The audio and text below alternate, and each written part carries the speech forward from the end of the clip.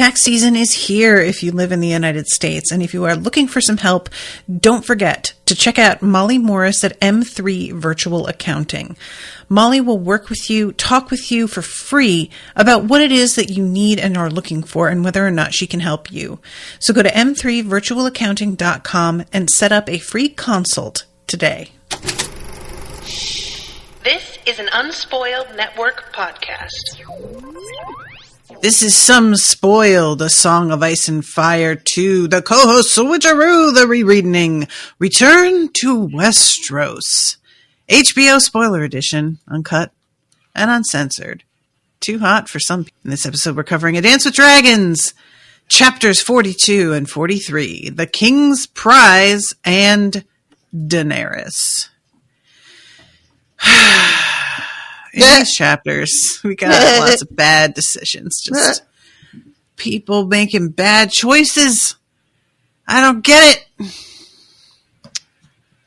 Welcome to Unspoiled.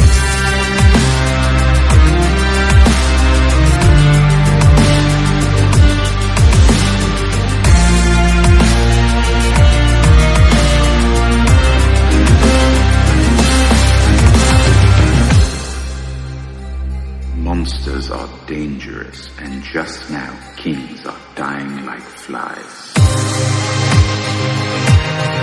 I am the king!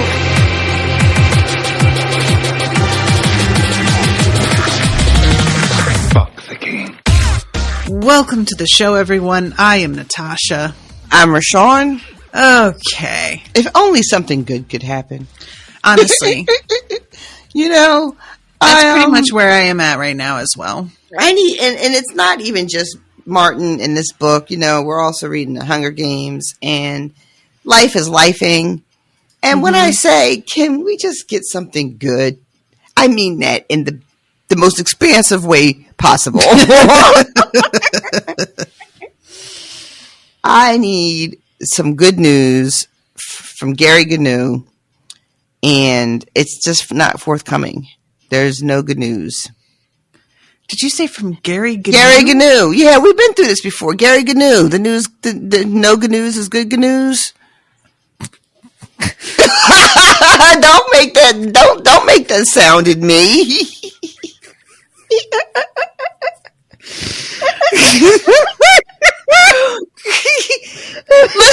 Listeners, I beg you, please remind her that we did this. Oh my God, I have zero memory. I believe you because my memory is not good, but what? That is amazing. What is this? Gary Gnu. I am, let me find it really quick. Gary Gnu did the news for, it wasn't Sesame Street. I think it was The Muppet Show. Oh. Yeah, we're talking puppets here. Okay. And this is all starting to make more sense. All right. According to the Google, he's from the Great Space Coaster, which all of that stuff kind of blends into my head as a little kid from like 1981 to something. But this is Gary Gnu. I'm going to send you a screenshot. He was a very serious broadcast journalist, and he had the Gary Gnu show, and he would say, "No good news is good news." Man, yeah, I do not recall that one at all. I like it; it's great, but no. but yeah, it has just been just like our friends, even our foes in the story. Who I'll let you guys figure out who our foes are. No one is having a good time. It is just setback after setback after setback. And the Stannis chapter, I didn't know I was going to be able to survive, y'all. I was in fear for my life. I really was. It's grim. It's so grim that by the end of it, I was just like, can I just freeze to death and call it a day? Like, I just can't, I don't know what it is. And I'm not sure there's a real way to quantify this. George R. R. Martin makes me feel cold when I read his writing about being cold. Yeah. And that's not how it is for a lot of writers. They're like, oh, it was very cold. And I'm just like, well. Yeah. George has just quit crying about it. And he writes it and I'm just like, oh God, we're all going to die. He's very good at that. We've talked about that in the past. Same way when he's talking about traveling like up the wall, or when Tyrion was being dragged up to the Eyrie, and you just feel like any second we're all going to tumble off the side of a cliff. Like, you really feel how dangerous it is. Yeah. He is very, very good at writing those types of things where you are, as a reader, start to feel it in your own body. Like, oh, is my heat on? You know, I need a sweater. Yeah. Like, you just like, yeah. Ugh. Yeah, it was, I was curled up in bed reading this and like pulling the blankets up to my chin. Just like, oh God, is it? Yeah. But yeah, so this starts off, this is Asha Greyjoy, who has something broken in her leg, but is made to walk later. Yeah. And is like, well, it'll be numb pretty soon, so I guess it's fine, which is just a kind of tough that I can never be. Yeah. We're just talking about reading how cold it is, and me and you were just like, oh, it's too cold, just reading about it. And the whole like progress of everything here, it's already not awesome. They're low on food. People are just doing nothing but fucking just being like, Robert was great. Robert would have done. And there's a dude named Lord Fell. His grandsire had been slain by Robert at Summerhall. Somehow, this had elevated his slayer to godlike prowess in the grandson's eyes. Robert would have done it in 10. Robert would have been inside Winterfell a fortnight ago, thumbing his nose at Bolton from the battlements. I am so sorry, but like literally how? They just act like he is beyond human, and yeah. I want Stannis to just say, what do you think Robert would have done? Give me like a real fucking example here. I love it because it's like living in the shadow of a myth, which is what Stannis is doing at this point, especially now that Robert's dead, because once people die, then the mythology around them can really explode. And he already had quite the reputation when he was alive. Mm-hmm. And we know how difficult that it's been for Stannis, especially because Stannis is the older brother. Yes. Is that right? I think so, yeah. I feel like it goes Stannis, Robert, Renly, but I'll check. Yeah. But either way, he has been living in the shadow of his brother since the jump, you know.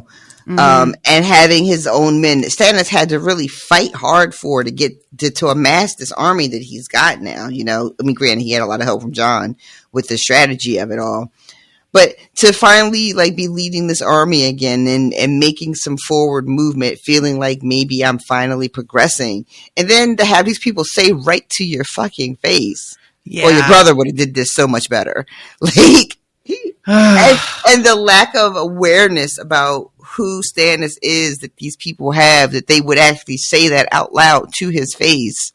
But it's so funny because Asha ends up doing the same thing, even though she's watching other people do this, and she's like, mm-mm. Stannis is the middle child. Oh, so it's Robert Stannis. That felt more right, but I was like, no, I think he is the older one. I don't know why I second guessed myself. The child syndrome. I sometimes think that I will, in my brain, fabricate the idea that one of the problems Stannis has with Robert is that Robert is his younger brother, but has somehow, you know, leapfrog over him in status and renown and power. But no, that was his problem with Renly. But Stannis being the middle child, that checks out. Right, that really does. But the being in the shadow of your older brother, you know, is its own set of prickly pears. Mm-hmm, mm-hmm. So you know that sort of theory still holds water. It's just the changed birth order. But yeah, she's watching people talk to Stannis about Robert, thinking to herself, that's a bad idea. And then later on, she does it. Mm-hmm. Like an idiot. Like, why? Why is this coming out of your mouth right now? You know better. You have firsthand knowledge that this is a bad idea. And yet here you are doing the same thing. I like that the dude who comes to collectors, like, what? Why would you do that? Right? Like, Right? He is also asking this question. That was a bad call. Yeah, because she's so much smarter than that. It's just like, I don't know. Maybe just, we'll get there, I guess. But maybe there's something about desperation in the moment that really does cloud your judgment, you know? I really like that she thinks about how do you hear me? Jesus Christ. How Stannis is like uncomfortable with her being a woman. And at first is sort of like, well, a lot of dudes don't like it when women are fighters and don't wear dresses. And then she sees him with a woman who is in a gown and and she's like, oh, he's super uncomfortable with her too. Yeah, I think he just doesn't understand that women are also people and doesn't know how to be around them. I love that. It's true. He's so awkward around women in general, except for Melisandre. I would say he's awkward around her too, but it doesn't matter as much. Yeah, it's a little bit different. I think, one, because of who Melisandre is and how she manages Stannis, you know, and she doesn't let his awkwardness make her awkward, which is what, you know, can sometimes happen. And then you just have two really awkward people being awkward together, and it's painful for everybody involved. Melisandre is like, awkward that's a you problem. Yeah, I'm fine. I'm born to charm. Yeah, you know, that's her. But yeah, it starts with just like they gonna leave from Deepwood Moat. Mott? Is it Mott or Moat? I think Mott. I think you're thinking of Moat Cailin. Moat Cailin, Deepwood Mott. It's all so much to learn. My poor frazzled brain. But they're marching from there to Winterfell, and it's about 300 leagues, and it should take about 15 days. These are all very optimistic estimates. And by the end of the chapter, at one point, it's like on the 38th day of the 15-day trek. Honestly, so like what kills me is that at this point, what else are they gonna do but keep going? Mm-hmm. There's no other option. They can't like build a little shelter where they are. Like, the snow is too deep to do anything like that. Yep. So they're just stuck. It's like being on a ship in a becalmed sea. Like we just had with fucking Tyrion. Yeah. You know, they're stranded in yet another storm. Okay, yeah. Mott, a mound forming the site of a castle or camp. Okay. And in the southwestern U.S., it means a stand of trees, like a grove. Oh, that's nice to know. That's fun. Yeah, interesting. So the first is historical, and the second one is more modern, apparently. Huh. That stands to reason that we might have some places that are actually named some blah, blah, blah, blah here in the States. Little maybe towns and whatnot. But yeah, so this trek to Winterfell. I love too that because Stannis's camp is made up of all of these people from different areas. You know, he's got mountain clans and he's got Northmen. And he's got some Southern Knights in the mix. When the snow really starts to get heavy, there's some people are worshiping the old gods. There's a lot of people that follow the red god, and there starts to be like this tension within the ranks. Mm-hmm. You know, of whose fault the snowstorm is. As is always the way. It's true. We still do that shit to this day. Well, some of us do. You know, blaming earthquakes on the sinful, you know, behavior of the inhabitants of whatever fucking place had the misfortune of having an earthquake, you know? Yep. Like fucking that guy when Haiti had the earthquake, and he was just like, it's God punishing them. Yeah, it's very tiresome. The whole and I really like her assessment of Stannis as a man as well. First, we find out that only 9 of her men are left, which is brutal. Yeah, Stannis had given her their lives, yet she sensed no true mercy in the man. He was determined beyond a doubt, nor did he lack for courage. Men said he was just, And if his was a harsh, hard-handed sort of justice, well, life on the Iron Islands had accustomed Asha Greyjoy to that. All the same, she could not like this king. Those deep-set blue eyes of his seemed always slitted in suspicion, cold fury boiling just below their surface. Her life meant little and less to him. She was only his hostage, a prize to show the North that he could vanquish the Ironborn. And she's like, and I'm not even really as good for that as he thinks, because nobody is going to be impressed about him taking a woman down. Whatever, go ahead then. Yeah, that assessment is pretty spot on, though. Asha has very good judgment about people. Like, she's just very matter of fact about herself and how people will see her. She's like, yeah, I lost once and then I just lost again. Like, that's a wrap for me. Yeah. And she's not even really like mourning it so much as just like, I got my chance and I fucked up. Like, I just sort of admire how she's just taking it as like, well, this is the score, you know? But her assessment of Stannis and just like, you cannot like the man. I feel like this is the thing that always makes me feel like Stannis couldn't be king. It's a recurring theme for him, isn't it? People simply, he does not inspire, except for people like maybe Davos. He does not inspire admiration. He doesn't inspire, people don't want to like sometimes there's somebody who's just a son of a bitch, but god damn it, they're so likable. You know, Stannis does not have that going for him. He does not have anything about him that people are just like, oh, it's irresistible. Like, you gotta fucking, you know, you gotta love the guy. You know, he's a pain in the ass, but you know, there's something about him. He just lacks that amiability. Yeah, I think that's the word I'm going for. You know, he's not you know what it is too? He's not an easy man in any regard. Yeah. You know, he's not like easy to laugh or easy to joke or, you know, quick to like engage in a jape is the word that Martin loves so much. You know what I mean? He's just hard. Like, he's all hard edges. Yeah. You know, Stannis is just a bunch of right angles. A bunch of right angles with a big chip on one shoulder. Yeah, and getting like, you can have men follow you because they think that you are the rightful heir, or maybe they follow you because they think that you actually have enough power to get a thing done. But then there's a quality that makes people want to follow you because they love you, like the way people fucking loved Robb Stark. You know, they fucking love that kid. Nobody out here loving Stannis except Davos. Yeah, I can't help but think too that, like, I don't want to say that people don't respect him, because I'm not sure if it's that simple, but I'm thinking about the guy that Davos was locked up with for a minute, who had gone and tried to make a deal behind Stannis' back and got caught. That was the Florent?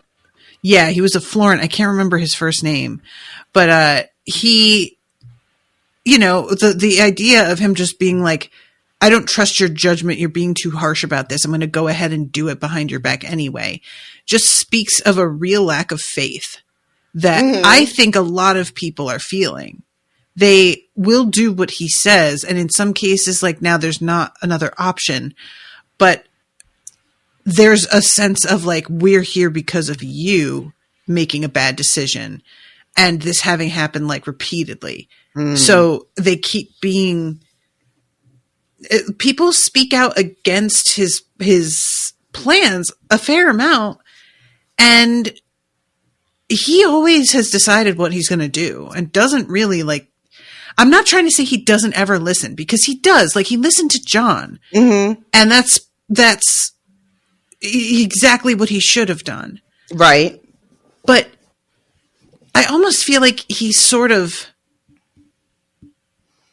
he doesn't like, there is a way to engage other people in the decision making to make them feel heard and make it clear that you consider their points and you appreciate the suggestion, and make them feel like they are respected by you.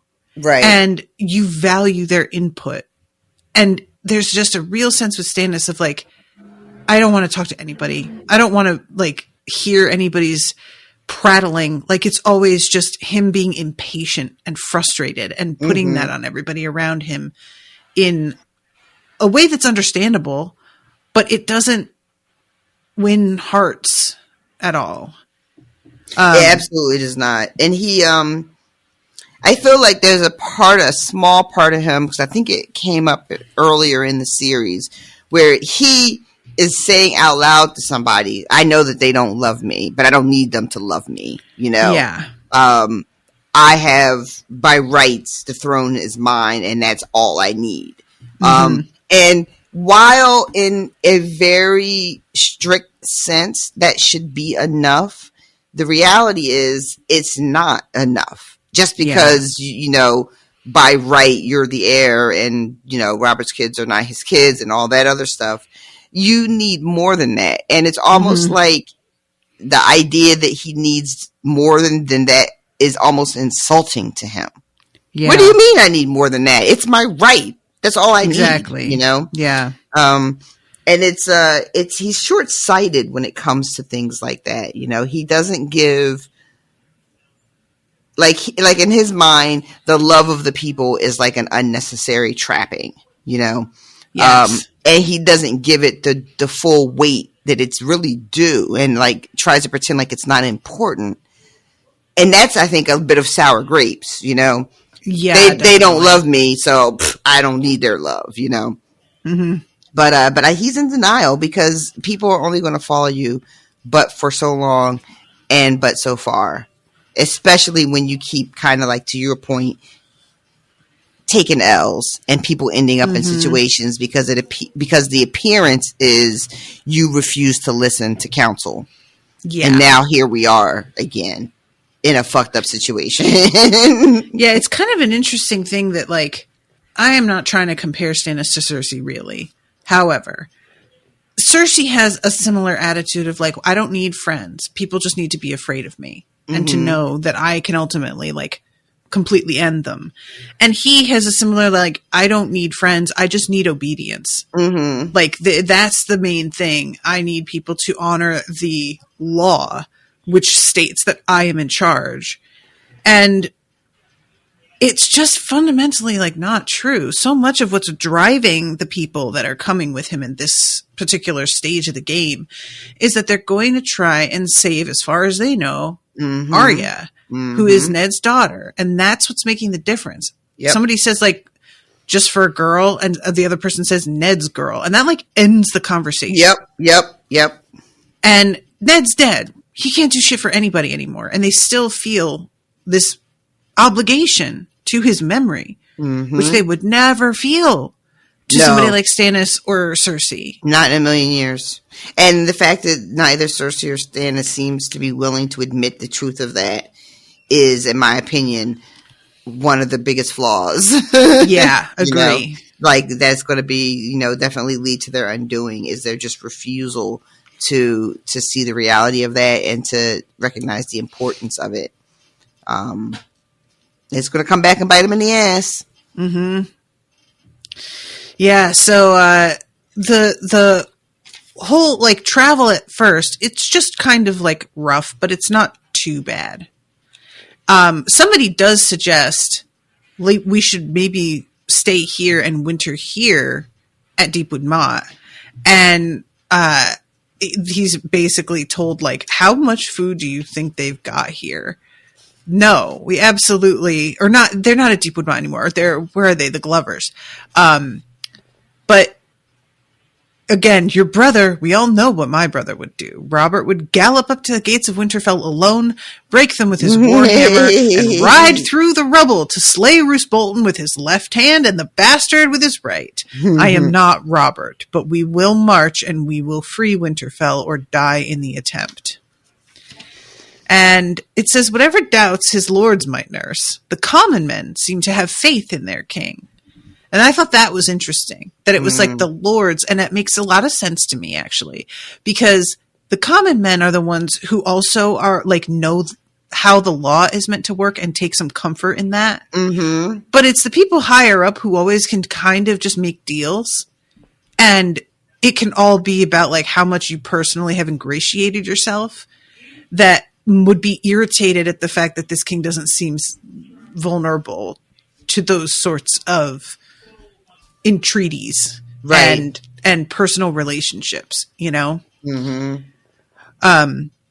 Stannis had smashed Mance Raider's wildlings at the wall and cleaned Asha and her Ironborn out of Deepwood Motte. He was Robert's brother, victor in a famous sea battle off Fair Isle, the man who had held Storm's End all through Robert's rebellion, and he bore a hero's sword, the enchanted blade Lightbringer, which lit up the night. And that I had forgotten. That I don't know why, but I kind of felt like that sword only glowed when he was around Melisandre. The fact that he has that, like, you know, that has to count for a lot. Yeah.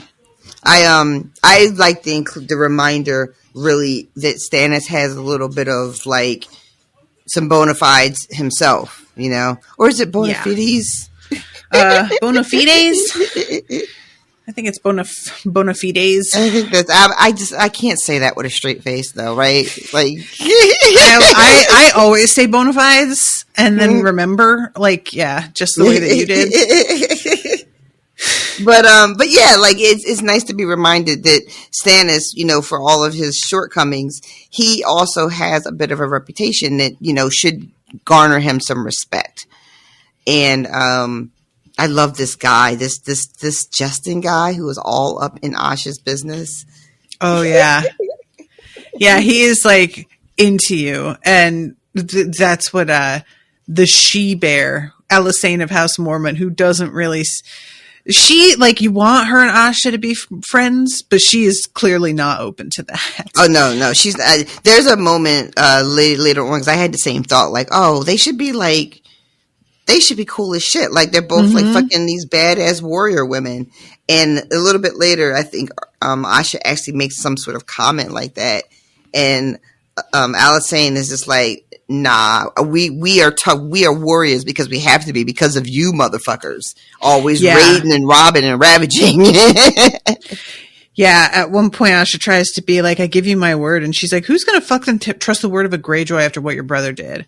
And she tries to be like, well, I'm not him. And it doesn't matter. Like, that's one of the interesting things to me is how one person who's like notorious enough, their actions can just like infect the reputation of a whole house of people.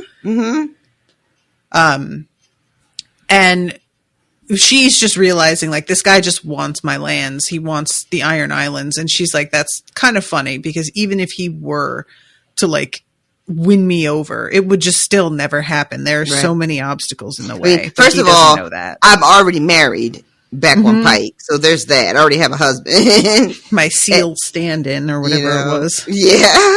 And then, you know, the relationship with her uncle, and what did she say? The crow's eye could eat Sir Justin to break his fast and never even belch. Like, yeah.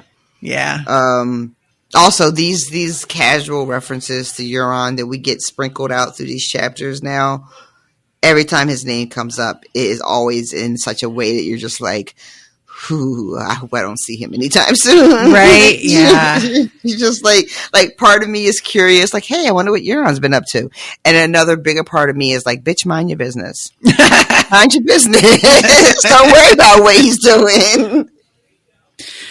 So first day, they covered 22 miles, according to the guides and what their estimates are. And that's always another thing is like how much of this is just people having to be able to tell from the ground, from context and landmarks, which is really, I mean, how did anybody know how to get anywhere? I don't know how we lived. Yeah. You know? I guess the sun offers a lot more information if we know how to read it, but I don't, so... Like people that look up at the sky and tell you it's 3:00. Oh, I can tell because where the sun's sitting. Word? Okay. I guess. I don't have a better suggestion, so 3:00 it is. The second day, the host made 24. So they go up a little bit. We're doing all right. And eventually, you know, the snows begin. I said the souls begin. You did. Wow. I don't even want to take that back because that feels really like ominous as well. But I'm trying to jump ahead because we covered some of the conversation here. Sure. As well. And then, on the third day, the forest pressed close around them, and the rutted roads dwindled down to game trails that soon proved to be too narrow for their larger wagons. Here and there, they wound their way past familiar landmarks, a stony hill that looked a bit like a wolf's head when seen from a certain angle, a half-frozen waterfall, a natural stone arch bearded with gray-green moss. Asha knew them all. She had come this way before. That day, they made 14 miles, and were glad of it. Yeah. When dusk fell, the driver pulled the wain off under the tree. And still, the snow has not yet started here, but they are beginning to run low on some food. There's a mention at one point of how she's lucky because she is noble, that she's still getting fed quite well, and she's chilling in this wain with the roof on it and everything when the snows start. Yeah, she's much better set than a lot of other people marching. Yeah. Until her fucking horse dies, and then that's a wrap on all that. I just want to mention that when we talked about the conversation she had with She-Bear, another detail that comes out is that, and I think we knew this already, but Asha asked her about her family, and she mentions that she has all these sisters, and one of them was murdered at the Red Wedding. Yeah. And I liked that, again, because of the way my memory is, I always appreciate these reminders of yes, there are still people out there that are not forgetting about that fucking shit that went down. The North remembers. They say it for a reason. And that despite all of the losses that they've incurred, a lot of the ones that are still standing are still about that life, and there's all these different plots about who they align with to try to accomplish their goal. But I like that, people have thrown in with Stannis, not necessarily because they believe in Stannis per se, but the enemy, that whole thing, but we have a common enemy. He wants to fuck up those Freys, and you know what? That I can 100% throw in behind because they owe me one. So I like that little inclusion of her backstory. Yeah, agree. And there's also a mention from Austin's Info Corner. He says that some people theorize, with admittedly little evidence, that Alisane's children's father is Tormund, and that is the real reason he is called Husband of Bears. I think that's probably nonsense, but I just like it, so sure. Let's go. That is funny. Because, she tells a funny story about... she tells Asha that she's a shapeshifter, and that when she asks about who the father is, she's just like a bear. Yeah, all of us women on Bear Island change into bears and fuck them. And then she just cackles while she says it, and I think she just kind of walks away. Yeah, I enjoy the embrace of that kind of because I was just reading the Sookie Stackhouse books, and there's a point where she asks Sam if he ever mates with another animal when he's in animal form, and he's so offended at the suggestion of it. Oh my God. And she's really embarrassed to have even asked afterwards. She's like, I'm sorry, forget I said anything. And he's just like, Jesus Christ. But yeah, I love the fact that she's just like, no, yeah, that's exactly what we do. All our children are from that kind of mating. Let's just lean into it. So she goes up to Stannis. She has this moment where she has a chance to speak with him, and fumbles it bad by saying your brother would have made friends of his old enemies. I offer you my loyalty. Make me your man. And he says the gods didn't make you a man. How can I? Yeah. That's fucking unnecessarily cruel. Trying to find where that happens. Because she's offering herself. I offer you my men and my ship and my wits. She even is like, well, I could help you get Torrhen Square because that's where Dagmar Cleftjaw is. And he's like, the fuck do I want Torrhen Square for? That's nothing. And she's like, well, I'll help you take Winterfell. And when she mentions Robert, it's clear he shuts down. Yep. And then Justin is just grabbing her arm and taking her out of the room. Just bitch, what are you doing? Yeah, very much just, I am disappointed in you. Come on. And meanwhile, the snow is getting worse and worse. They're making less time every day. You know, it goes from like the 22 miles down to like, 10 miles to when they can't move at all anymore. And it is their whole their army, their vanguard or whatever. It's thousands of people, and he's got all these wagons with like food and supplies and people marching and people on horseback, different types of horses. And because of the snow, especially the Southern Knights are having a lot of problems. Their horses can't navigate in the snow. They got these bear shoes that just made me laugh.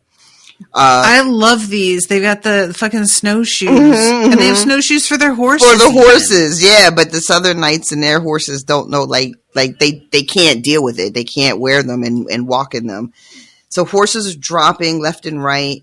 They're having to eat the horses because the food supply is like almost non-existent at this point. And they are starting to get so itchy. And again, like we said earlier, there's a lot of like, well, whose fault is the storm? And only the Red God can save us. And their big night fire that they have is barely lit anymore.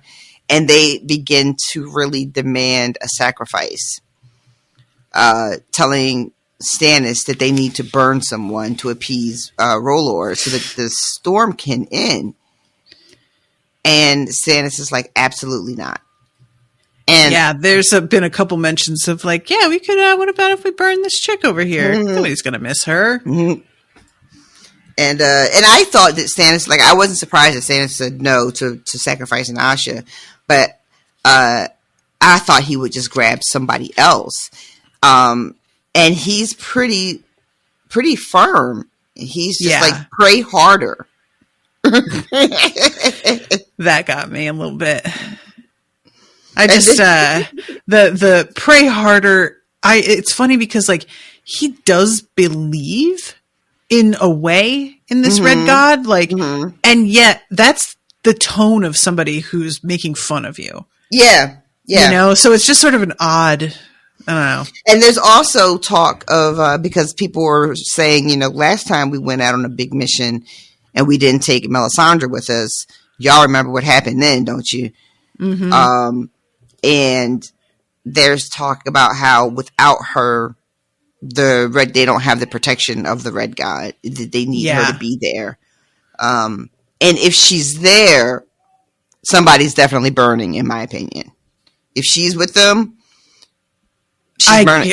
I have to assume she's burning somebody. Yeah, I think so. And I think it's really interesting that without Melisandre at his side, it's not. I don't want to say that Stannis is scared to do it, but he seems, for whatever his motivations, he seems reluctant, right? Like it wouldn't. And he said, I forget what he says is by way of sort of explanation.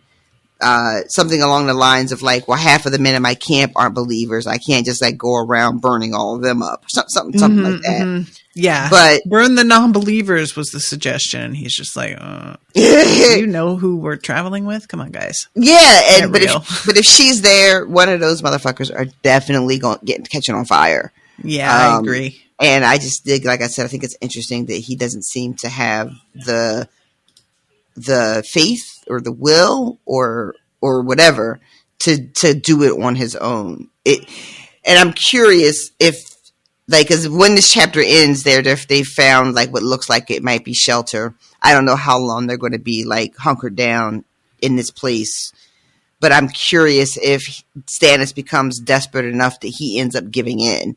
And like say like maybe next time we have his POV or something, Interesting. Or if he continues to refuse to sacrifice somebody, no matter what the circumstances. Yeah, that's a good question. I mean, considering like the show and how things went there, right? That's right too. They have his daughter with him, so yeah. And I feel like she's an option here. I can't remember where Stannis was going I remember they're in the woods. It's a lot of snow, and they're very desperate when he ends up burning Shireen. But I can't remember like the context of where Stannis was marching. Like, was he on his way? Where was he going? Like, I don't remember. I don't remember any of that. But so But we also never get this whole bit with him having Asha as a hostage. So I guess if I wanted to speculate what the show did and use Shireen as a stand-in for somebody, but they also have Melisandre traveling with Stannis at that time. So I really don't know. You know, I don't know. I don't know if I can even want to think about the show too much because we just seem to be so off script at this point. You know what I mean? Yeah, definitely. Okay, so we have her, like, the snow beginning, and there's, like, very little game, so we start already with our, you know, everybody kind of starting to be hungry. The third day is when things really begin to get bad. Like we were talking about, with some of the Northerners have the equipment to travel in this snow. They're like, we put chains on our tires. We try to tell you. And like the Southern guys are attempting to put some of these snowshoes on their own horses, and the horses are not having it. They are just like, what the fuck is this? You can't just break this out on me like this out of nowhere. I'm grown. This is something you do when I'm little. One destrier broke an ankle trying to walk in them, which I just hate so much. That's so sad. But however, there is an upside, because as soon as a horse goes down, they've got food now. They can butcher that horse. The problem is they do not have any way to cook the food because they can't build fires. Yeah. They're just eating raw frozen horse meat. Yeah. And because of the difficulties with traveling, the sort of the band is starting to break apart. Like the northern men are making not good time, but they're still moving forward. And the rest is sort of trailing behind. And the gap between the two is getting wider and wider, which I'm not a tactician, but I feel like if I were leading an army, that's not great. Right. You know, I kind of was surprised that was allowed to happen. I would have thought that they would have slowed down to stay together, but he is very much just like, they'll keep up or they won't. That's on them. And I was like, that doesn't feel like a great way to, I don't know. I just felt like that seemed like a bad precedent to set, you know? Yeah, I mean, it's not only is it a bad precedent, but the way Stannis is responding to the concerns of his men, and these are men that are high enough up in rank that they can have a conversation with him face to face, you know, and they are talking about how terrible the circumstances are and how desperate everybody is becoming. And once again, they're bringing up the sacrifice thing, and somebody says, Roller is with us, and then Justin says Melisandre is not, and they say it right in front of Stannis' dinner, like right to us. He's sitting right there, and he doesn't say anything. And Asha is listening to all this, and she's like, "He didn't say anything, but I know he fucking heard him. I'm certain of that." And it says, he sat at the high table. He barely touches his food, staring into the flame of a candle, ignoring all the talk around him. And somebody leans in and is like, the storm has to break soon. But it doesn't. It just gets worse. It just gets worse. There's a fucking fabulous line where somebody is talking about that this is like the worst winter they've ever seen. And somebody is like, this isn't even fucking winter. Up where I'm from, we say that autumn kisses you, but winter fucks you hard. This is only autumn's kiss.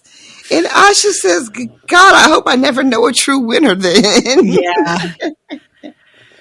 That was given really like, you call this cold? I was just like, oh man, Northerners are all the same, aren't we? We really are. There's also a terrible moment where they have, like, they don't realize, but there's a pond frozen beneath them that they're crossing, and it cracks. Yeah. And a bunch of, like, the horses, and it says 3 teamsters and 4 horses were swallowed up, along with 2 of the men who tried to rescue them. One was Harwood Fell. His knights pulled him out before he drowned, but not before his lips turned blue and his skin as pale as milk. Nothing they did could seem to warm him afterward. He shivered violently for hours, even when they cut him out of his sodden clothes, wrapped him in warm furs, and sat him by the fire. That same night, he slipped into a feverish sleep. He never woke. Yeah. That almost sounds like... first heard the Queen's men muttering about a sacrifice. Mm-hmm. Yeah. It almost seems like it's more than just drowning that happened. But, like, I mean, I'm sure, you know, being submerged in freezing water, you get hypothermia and boom. Oh, definitely. Done. That's what I assumed it was. You're just done. But whenever you start talking about being really pale and your lips are turning blue, I'm always like, Mm-hmm. Walker? What's happening here? Right. But that's not what's happening. But that's funny. He just got dunked in the lake and came out of Walker. You know, I was like, what's going on with that water? What's in the water? Oh, that paranoia. Mm-hmm. It's creeping up. And so then, they talk about some more just about how terrible it is, how all the horses start to go, how they start fighting each other, some of the common men. There's a story of 2 squires who stabbed a man just so they could get closer to the fire. Yeah. Some others set their shit on fire. We're thinking by accident. They were trying to like light a fire and they set their whole tent up, which did actually help keep some of the people around them warm. Which had at least had the virtue of heating the adjacent tents. What a wild sentence. And then the horses start dying from exhaustion and exposure, and the Southern Lords start trying to pressure Stannis into making camp, like where they are. Like, let's just set up shop, hunker down, and wait until the storm passes. And Stannis is not fucking having it. Nope. Absolutely not. And they're still talking about sacrifices. And this is when Stannis finally puts his foot down. It's like, you know, half of my army is made up of unbelievers. Pray harder. I'll have no burnings. Asha prays that night to her own God, who she doesn't even really believe in anymore. Yeah, I thought that was really interesting too. Mm-hmm. No, you know what they say about atheists in trenches or foxholes or however that expression goes. It's funny though, because like that's usually meant to be, well, everybody when they're on the verge of death believes in God now and wants help. But for her, it's like, I don't buy it anymore. She's on the verge of death and it's caused her to lose faith. You know? Well, it says that she prays. But she doesn't really believe, like, she's sort of, I mean, that's fair. But it just felt like there was a sense of just like, I guess, it wasn't, she wasn't really believing in it. To me, you know. Oh, I read it completely different because it says that she prayed as hard as her uncle has ever prayed, which is saying a lot. Like she was praying with gusto. All right, maybe I was not being generous on that. But at the end of the day, it doesn't fucking matter because the storm is still storming. It did not weaken. It did not stop. It just gets worse, and they are marching like 3 miles a day, 2 miles a day, if they're fucking lucky. And by the 9th day of the storm, now they're just, every day they wake up and they just give a count of what they fucking lost. And they call it the cold count. Yeah. There's a pretty good interaction between Lord Peasbury and a guy that goes by Big Bucket. Mm-hmm. And who calls him Lord Peapod. And he's like, Peasbury is accusing him of getting Stannis to continue on this march to undermine him and get him to lose. And he's like, dude, it's a war. Men are gonna die. That's the whole way this works. That's how it should be. And somebody else is like, do you want to die? And he's like, what do I want? I want to live forever in a land of summer where I'm 26 and fuck all day and night. What I want is irrelevant. Winter is almost here and it kills you. And I would sooner die fighting for something that I care about for Ned's little girl than to just fucking sit down and freeze to death crying about it. Like, And that really does seem to inspire a fair number of other people here. Yeah. I love this rousing fucking speech. He says something like, I'm not going to let a little snow stop us. And Peaceberry is like, a little snow? Yeah. Yep. So eventually they come to a point where they have like found some lakes and they're going to try and do some ice fishing there. And Asha sees Stannis here and realizes how much weight he has lost. He's always been so thin, but with, the food dwindling the way it is, and he hasn't even had an appetite when he has had food in front of him. Mm-hmm. He is just getting like gaunt and skeletal at this point. Yet when light came, the camp woke to snow and silence. And as soon as she realizes like nobody is getting up to march, there's no horns, there's no sounds of horses, something's fucked up. What's going on? And she climbs out of the tent and everything, like the snow is even heavier than it had been. The lakes that they are going to fish are invisible. The woods she can't even barely see. She could see the shapes of other tents and lean-tos and the fuzzy orange glow of the beacon fire burning atop the watchtower, but not the tower itself. The storm had swallowed the rest. Which, that's a lot of snow. Mm-hmm. Yeah, they are snowed in for real. Mm-hmm. Like this is not like they're gonna have to dig themselves just out of their tents to even like, how do you build? You can't build a fire. Like what are you going to do? Except crawl back inside your tent and hope you don't freeze to death, which is probably what's most likely going to happen. Mm-hmm. And that's the last line is, Roose Bolton is waiting for them at Winterfell, but Stannis' host sat snowbound and unmoving, walled in by ice and snow and starving. Yeah, this is what I'm saying. This is some desperate shit. It's a bummer. All right, maybe I do have to burn a motherfucker because, like, I gotta do something. Which is going to like maybe appease the people who follow the red guy, but then you have a whole host of people who don't, and you're gonna probably burn one of them. That seems like a big way to fraction your whole group. Agree. Personally, I would be much more willing to sacrifice a southern guy because they aren't going to make it. They aren't equipped. The northern guys are the ones that not only are going to be able to handle the snow better and travel in it, but also care about Arya in a way that those men don't. And so the mission means more to them. Agreed. And I don't know how many, I forget if we get details of like how many of the men that Stannis has, like who comes from where. I know we find out that he's got mountain clans and some north people, some southern people, but like for logistic wise, like how many southerners does he actually have? What would what are the losses he would incur if he actually sacrificed one of them? Yeah. And I think you're right. I think it would be, if not minimal, unavoidable, because he's going to lose them anyway, because they can't fucking live in these conditions. They're so out of their depth. But yeah, it ends on a very, very sour note, y'all.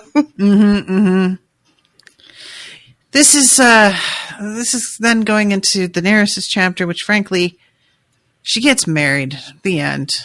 I hated this chapter. I mean, she fucks a lot, so there's that. She fucks so much. There's that going for her. But yeah, we finally get fucking Quentin, right?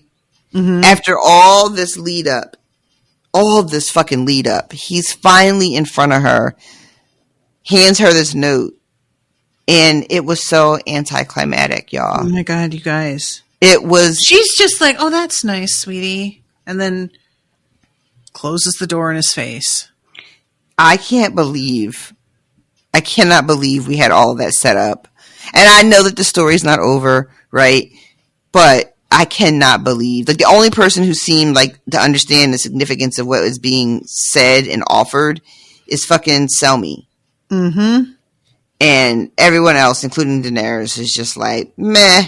This is a whole lot of nothing. She says something like, when I do go back to claim my throne, I'll definitely keep Dorne in mind and we'll join up later. But, like, ma'am, what? Yeah. Yeah, this is so frustrating. It's just like, it's just not fun to read at this point.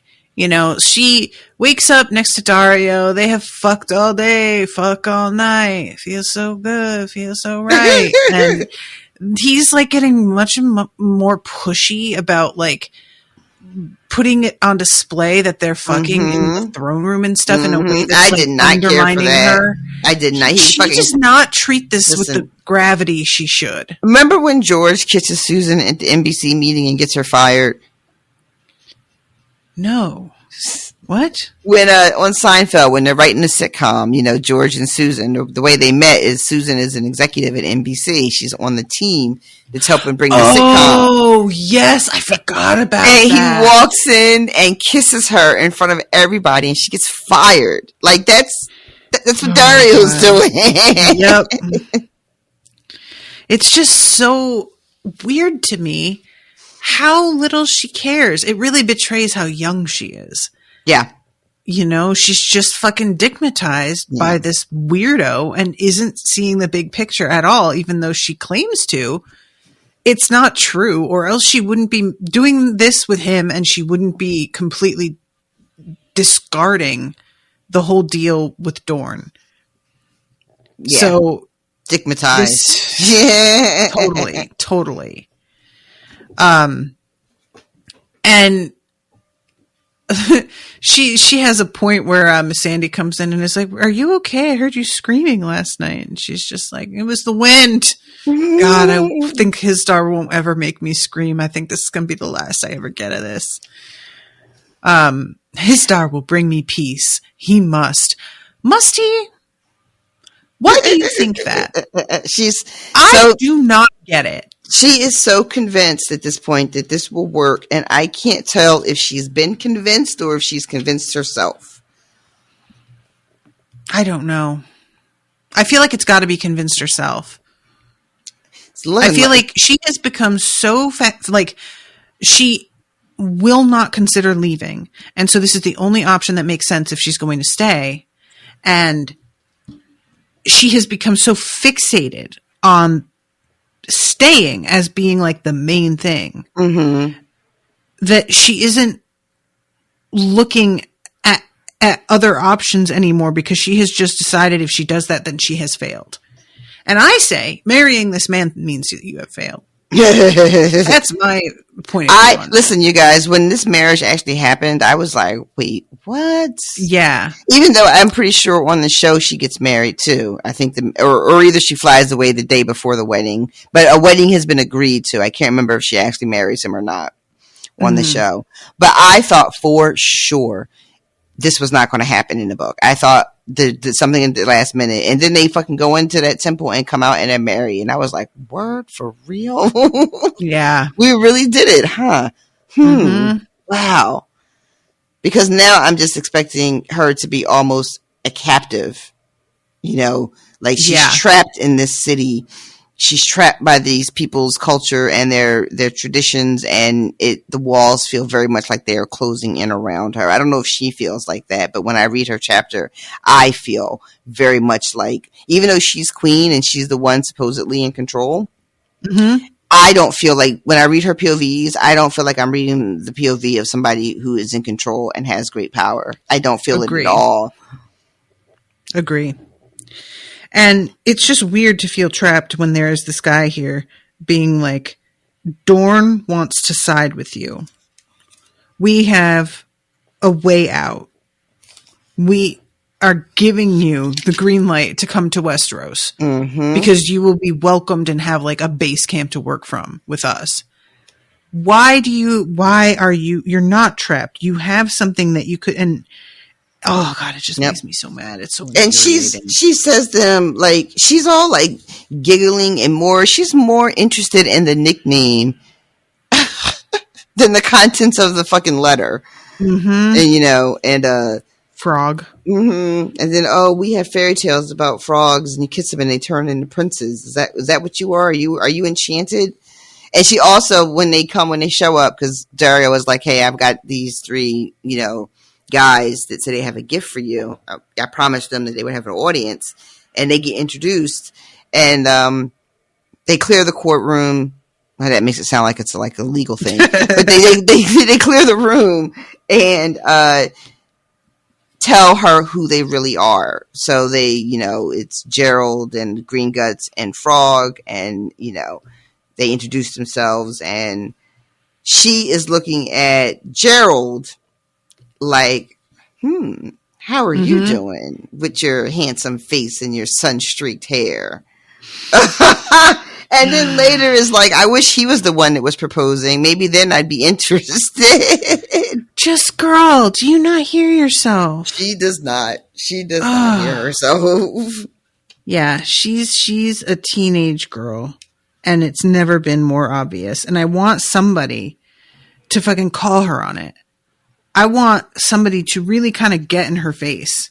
Yeah. And because I feel like that's what it's going to take. Yeah, she doesn't have anybody right now in her council that gets, like, pushes back on her nonsense, that still has her best interest at heart. The only people that are pushing back are the people from Marine who have their own agendas, and they're the ones that are, like, making all this move. Selmy is so, he has a very strong opinion about this, but he's not going to go against her. Once she says a thing, he's like, okay, Your Grace, of course, whatever you say, Yeah, that disappoints me a lot. I mean, he's just built to serve, He's not a counselor, though I think he could be. I think he has good judgment, and I think that he could be a counselor. And I think he could be helpful to her, but he sees himself in such a rigid role that to overstep would be like to slap in the face of his like orders and his oath. It's giving. It's not my place. It's not my place to argue, which is a shame because he's really, of everyone that she has traveling with her, he's got the most history, the most experience, the most lived experience. Like when she asked him to tell her about her father a little bit, like how could you not listen to what this man has to say? Like I would be going to him about everything. Yeah, I would. I'd be asking him about every fucking thing. Hard agree. And that he just has knowledge of Westeros in general when this is a place that you have like never been and want to conquer. I just don't understand the way that I understand the way she's behaving because I know why, but it is so fucking annoying to read. And I remember reading this the first time and I did not have this kind of reaction.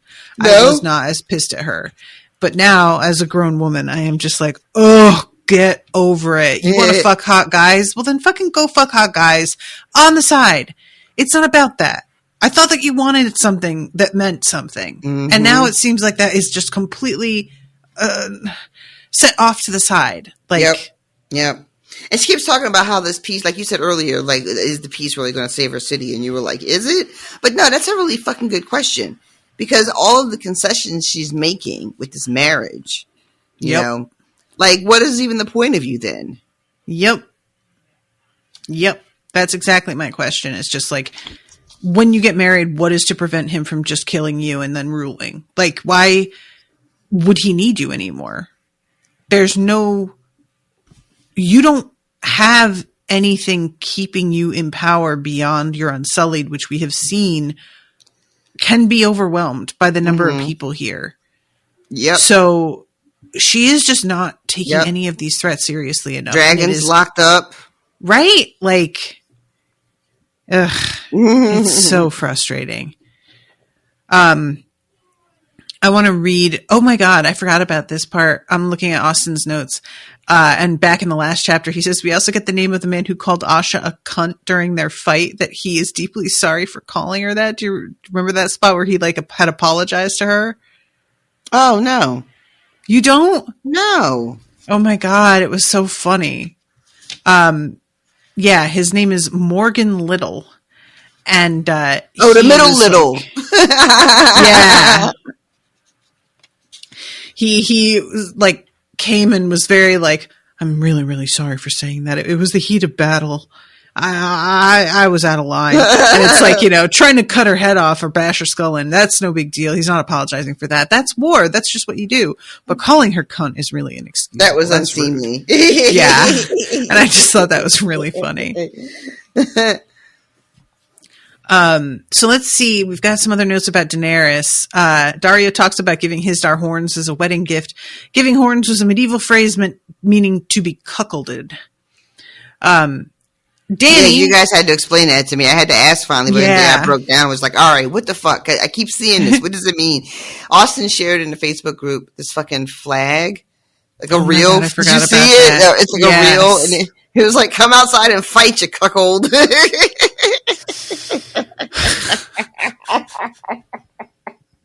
People are just like the same forever. It doesn't matter when it happens. We really are. Like, come outside. We're not going to jump you. Just.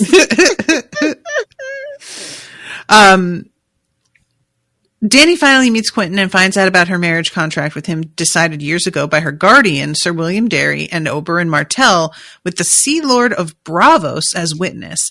This last part is interesting.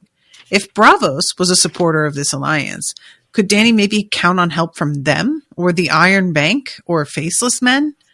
A city founded by escaped slaves might be sympathetic to the breaker of chains. I mean, yeah, that's a wonderful point. Like, she could go there and get her nut up, you know? That's a terrible expression. I'm sorry. I really do not care for that one little bit. But she could. She could go to Braavos. They would probably fund her to get all the ships she needs, base of operations, and then between that and Dorne, you know, head into fucking Westeros with some real power behind her. I don't know. And then the next one is when she asks Barristan about her parents and if they had other loves, and he talks about Joanna Lannister. And Austin's notes say, allegedly had an affair or at least was obsessed with Tywin's wife, which is something we've heard before. Right. And this is part of why we think that there's a possibility that Tyrion might secretly be a Targaryen. Yes. Okay. Dany asks Barristan... Oh, I already read that part. Then her mother, Queen Rhaella, was said to have been smitten by a knight who crowned her Queen of Love and Beauty at a tourney, but turned to the faith after she married the Mad King. We have met him. Bonifer Hasty, leader of the Holy Hundred, was the extremely religious knight who traveled with Jaime through the Riverlands to help end the siege of River Run. Do you remember this guy? He had the dudes who were like, they were basically guaranteed not to like rape or get out of line because this dude was very strict with them. So yeah, that's who that is. Interesting. I thought that was a fun little note. Yeah. Thank you, Austin, for that. But that's it. That's all the notes. So these are actually like low key, sort of uneventful chapters because as much as there's like, oh yeah, she gets married, most of the chapter is taken up with her arguing with everybody and fucking Dario and then thinking about fucking Dario. Yeah, there's a lot of that. We don't get any of the actual wedding, just the foot washing ceremony, and then they go behind closed doors. We know it takes 4 hours, and then she comes out and they're Literally married. Kill me. Right? Oh my God. 4 hours? Are you kidding? Oh no, I doubt it. And absolutely. There's one other thing. This oh my God, when they're talking about when Quentyn, you know, makes his offer or whatever, and Skahaz is just like, this Dorne. Oh no, it's Resnack. He's like, Dorne is sand and scorpions and bleak red mountains baking in the sun. Nobody wants to go there. And like, Quentyn rightfully is like, no, wait, Dorne is 50 fucking thousand spears and swords pledged to our queen's service. So, like, what the clapback was real. But nobody is giving a fuck. And Dario is just like being petulant and petty. And he's like, oh, he's being such a brat. 50,000. I only see 3 people. And Daenerys has to be like, all right, everybody just shut the fuck up. Can you just shut up for a second? And Daenerys is like, Quentyn, I wish you had come here earlier. It's too late now. I'm already pledged to marry. And Garrus is like, it's not too late. And she just cuts him off. I'll be the judge of whether it's too late or not. And then she just dismisses them. Resnack see that they get suitable accommodations and sends them on their way. And this is when Selmy is just like, this changes everything. Yeah. And her response is, it changes nothing. It changes nothing. What do you mean? Agree. Then she reads it again and has this memory of like the house with the red door. And she says, why does that make me feel so strange? And then she starts thinking about the nightmare and Quaithe. And she remembers, she asks Barristan, what are the arms for Martell? And he tells her, a son with a spear. And she remembers the sun's son. Yeah. And then gets very frustrated again with just how like opaque these prophecies are and how useless they are. Yeah. And just becomes frustrated and then just basically tells Selmy to just like fucking go. Leave me alone. Mm-hmm, mm-hmm. And then then there's more fucking. So much fucking. And then then there's the wedding that we don't even get to see. And there's a couple of mentions of Miss Sandy throughout the chapter that just made me kind of laugh because Daenerys keeps forgetting how young she is. Yeah. And I also forget how young she is. So we get a reminder that she's literally an 11-year-old girl. Mm-hmm. Which is definitely something that I actually forget shockingly often. Mm-hmm. But yeah, and like, the Asha chapter, it's like traveling in snow and everything going wrong. And that's it over and over again. Mm. And it's just, man, we're in a slump. We're in a slump in this book. We need some forward movement here. Like genuine big event. I can't tell you. Oh, are you sure you can't tell me? Think of it as like it as like an investment. Like the return would be my enthusiasm. Do you understand what the point of this show is? I have to try every once in a while. And you sounded so fed up. I thought maybe I had a moment. I had to take a shot. Had to shoot my shot. He keeps trying to trick me, everybody. You sounded so irritable that I thought you might just like fly off the handle and just let loose with some info. I do like the idea that I'm just over here like, you know what? Fuck it. He dies. She kills that guy. And I just fucking just decide like, I'm going to tell her everything and I'm not going to even finish the book. Like, what if I did that and lost my mind? My God. That would be the most insane thing ever. It would go down in podcast history.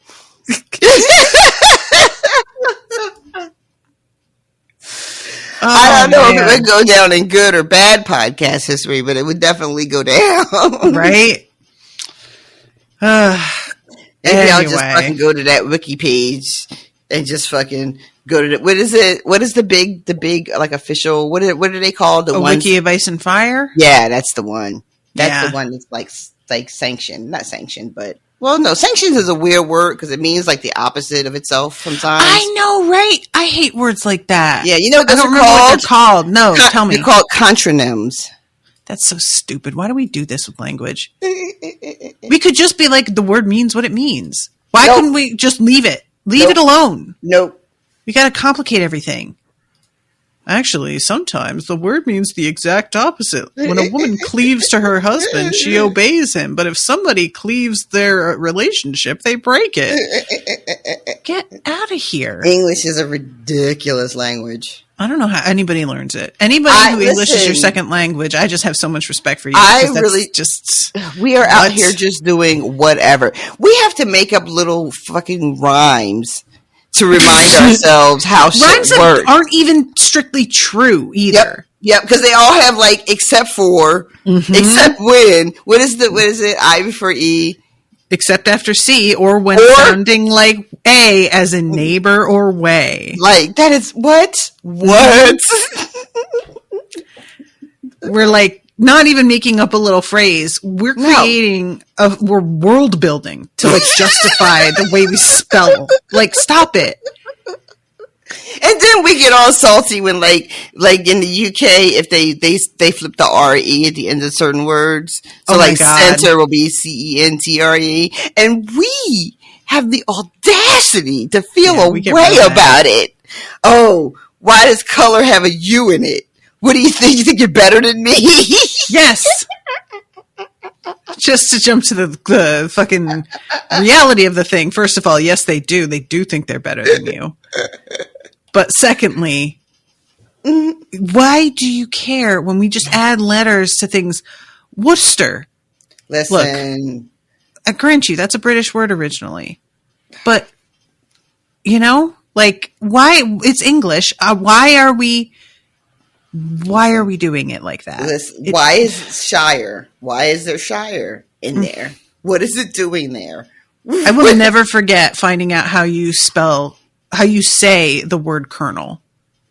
Because I never heard it read out loud. I was a kid saying colonel in my head when I read colonel, like in the army. I was thinking popcorn. I was thinking popcorn colonel. No. Because that's something else the English does a lot of, which is synonyms. True. Not synonyms, homonyms. Homonyms. Which is a whole other fucking mind fuck. But yeah, colonel, what is it? COLONEL? Mm-hmm. What the fuck? That's nothing. Where's the R? Where's the R? That's all I want to know. Because I hear it. I sure hear it. At least in Worcester, there's an R. It's spelled like a crazy person. Yeah. But there's R in there, so I'm like, all right, fine. Colonel, straight up, absolute batshit. Like, doesn't make any goddamn sense to me That's whatsoever. one of the worst offenders. There's a couple that are just like absolutely nonsense words. I know I've mentioned this before, like my long list of mispronounced words, which is, again, as I've said before, happens when you are a reader, you know, and you get your vocabulary that way. And fucking Yates. But this is a surname, so it's a little bit different. It's not just like a common word. But that shit is YEATS. Mm-hmm. And it's pronounced Yates. I beg your pardon. I beg your biggest of pardons. I like the idea that it's like people kept making yeet jokes. He was like, I got something for you. I'm doing it a different way now. I don't like that anymore. He just got fucking bullied too much. You eating some more poetry, are you? Have you seen that TikTok where this guy makes up new slang and tricks the kids in his class into believing it? No, but I love it already. It's so good. This guy I think he said he's a substitute teacher, so he travels from class to class and school to school. So he can he says it's really great when kids are like, nobody says that. And he'll be like at the middle school and he's like, oh, nobody says it here, but at the middle school, everybody is saying that. And gets them really thinking that they're just kind of behind. Oh my God. And he makes up stuff like the one that I saw last night. There was one where he said something with, feta on mute that became the thing you search for his videos. So if anybody wants to find them, feta on mute. And yes, feta cheese, like FETA. Don't ask me. But one of the ones I saw last night was parked. Parking, it's boring. A parked car is uninteresting. So you say parked when something is over. How was the movie? Oh, it was totally parked, man. Don't bother. And I was like, that actually is too bad. I'm listening to you and I'm like, I could see it. Mm-hmm. I could see That's the thing about all of them. They're very okay, you know what? Listen. The next one was Pebbles. You know, a mountain, difficult. But when something actually turns out to be real easy, how was that test? Pebbles, man. Nothing. That's fucking great. Yeah, I really enjoyed that. I think that we should start just making shit up more that way. Of just what's the weirdest? I love it. Because the thing, so there's a news. I was having a moment of being like, oh my God, I'm so old because I'm not even going to try to incorporate whatever the new slang is now. I'm not around anybody that uses it organically, so there's no way for it to really come into my own personal vernacular. And one that's really popular now is saying somebody slid on something. Ooh, I haven't heard this one. And I usually see it in reference to music because I watch a lot of reaction videos. I watch a lot of like music videos and then read the comments, see what people think. And people would be like, oh, they slid on that. They slid on that. Oh, she slid. And I was like, huh? Yeah, what? Usually from context I can get it, but I can't. But it means like you did a really good job. Like you killed it. You fucking murdered that. Whatever. Why though? But the why. And the best I can think is like, if something is really easy and effortless, you just sort of slide across it, but it's like smooth. It's like maybe, but okay. Yeah, and I was, and then I just had this moment of real sadness because I was like, it's not for me though. Like she was slick, maybe. Like it's a change of, instead of trying to be like, oh, she did that real, like in a slick way. We just say she slid, and as a shorter way to say that, like, could that be it? Maybe I'll have to. How I'll have to. Right, I was about to say I have to confer with some of the youths that I have access. The two youths. But yeah, kids, you guys out there listening, I know it's a lot of like people that are closer to your age that listen, but you got some people that are my age, and it sneaks up on you. There's just suddenly a realization. Like when Riz happened, I just thought it was funny, but it didn't make me feel anyway.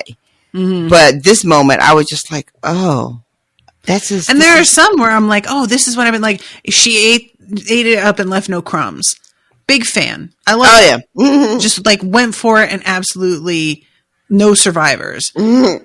But yeah, Riz was one I was just like, it's just annoying, guys. It's just fucking irritating. I'm so sorry, but right. Why? And there's also and this is and we're gonna have to wrap up because now we're just not even talking about the book anymore. But I love because there'll be new slang, but sometimes it's not coming from the kids, right? Mm-hmm. So sometimes so I'll see like I don't think of like say, oh, yo, she ate. That to me doesn't feel necessarily like a younger generation thing, and. It actually feels old to me, but I don't know. I might just be misremembering, but it feels like an older saying to me. But maybe it's just because I'm white, so I'm late. I think a little bit. But I remember when Mid came. Oh my god, Mid was one I had also not heard. That was new. I like that one now. Yeah, now that it's a couple years old. Mm-hmm. I remember it was my friend Ashley left a comment about the cookie place that I just tore apart in my little review. And she was like, but to be fair, this week's menu was Mid. And I was like, it was what now? And I wasn't the only person who replied and was like, what? And she explained it. And at the time I was kind of like, well, I don't love it, but also any way that she could have said that was going to take a lot more words. Mm-hmm. It just kind of got to the point. So then I started to be like, actually, maybe this is good. Maybe I like this. I do love when we come up with a word that's really succinct and like encompasses a larger sentiment, but you can just express it in the one word. I love when we do that. That's a fun thing we do in English. I'm sure that people do it in other languages as well, but German does it, but the word is like 20 I was syllables long. Literally about to use German as an example. Like they come up with expressions that nobody else has, and you're just like, why don't we have a word for that? But then that shit is like 40 letters. Because what they do is they just take 6 different words and smush them together to make one word. They do though. They love a compound word. The sentence where we explain what the word means is shorter than the word was. I don't begrudge them that, but it is sort of like, stop lying to yourself and to us that this is a word. This is a sentence. We all know it. Let's get on the same page and admit it. All right. Well, we have no new patrons this week, sad face. But if you're interested in becoming one, you should go to patreon.com/unspoiled. And I got the whole, guys, I'm so excited about having like this streamlined different website that I have now. I can't tell you how much easier everything is not having to worry about that stupid site. Yay. I was worried that you were going to have like some remorse, but I'm glad that you're feeling very freed by it all. Yeah. And this is what you're using now works just fine. It's just fine. Like the difficulty for some people was that they would listen from my website and they can't do that anymore. But honestly, I'm sorry, guys. That was a loophole that really shouldn't even have been there. You were getting away with something when I took things like I took Harry Potter down, but I had it on my site and I forgot to like make that patrons only. So a lot of people were still listening to Harry Potter through there. Shouldn't have been able to do that. I didn't even remember. There were a couple things like that where people were finding workarounds and using like the RSS feed from my website to like get access to stuff they shouldn't. And they messaged me not realizing, I think, that they were telling me what they're doing is actually, like not a great idea because I don't want to help you now that I know that you were doing something shady, but it's gotten rid of all of that sort of thing. And excellent. It's much easier for people who want to like book an episode for Spoil Me. It's just like right there. So, and also if you want to become a patron, unspoiledpodcast.com, go there and you can find info on a lot of stuff and also like the links to the crowdcast and all of that. Later tonight, Rashawn and I are going to be recording on bowling, which I intended to play some bowling. You made fun of me for saying play last night. What are you doing? Why? Why? But I was gonna, and I never got around to it. So this episode is going to be a lot of like, remember when, back when I bowled 7-10 years ago, on my part anyway. I mean, I haven't been bowling since we all bowled together in Orlando, but it just remains one of my favorite things. It's just so much fun. Orlando, that is it. That's the one. That's what the last time I did it too. Oh, yeah, wow. That's the other thing about bowling is it's the kind of thing that like I never think about doing until someone else brings it up, and then I'm like, oh, you know what? This is all shit for the podcast for later. Let me shut up. But anyway, I'm glad you caught yourself because I was not about to stop you at all. All right, guys. Well, thank you all again so much for hanging out with us. We love you very much. Hope you're enjoying the coverage. Thank you again, Austin, for all of your input. Invaluable. Appreciate you so much. And until next time, toodaloo, motherfuckers. Bye, guys. Joffrey, Cersei, Walder Frey, Meryn Trant, Tywin Lannister.